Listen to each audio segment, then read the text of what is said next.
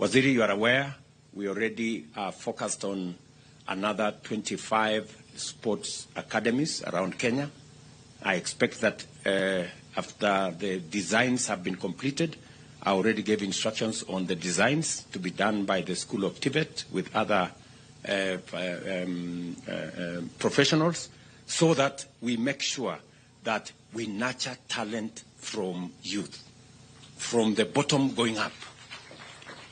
The reason why we are expanding our sports academy to 25 different places in Kenya is so that, like the way, Wanyonyi has come through, Faith has come through, Beatrice, from the juniors, that is where we need to build more talent. Even in our football and all the other sports, we must begin to build it from the bottom so that we can harvest and harness as much talent that is out there as possible and provide the infrastructure for training.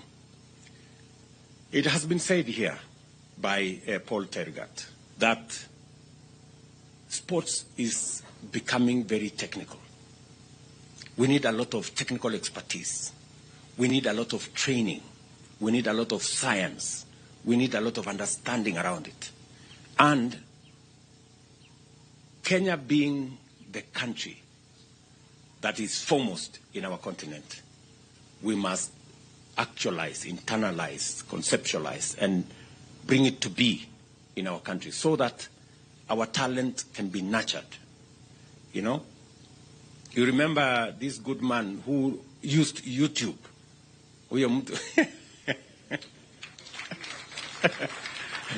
This Julius guy who went to YouTube because there was nobody to train him on javelin and all this. So he decided, okay, wacha niende huko kwa internet nijipange.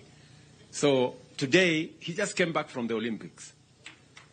And he was almost there. Mpigeni makofi. And so are the other athletes. I celebrate all of you. We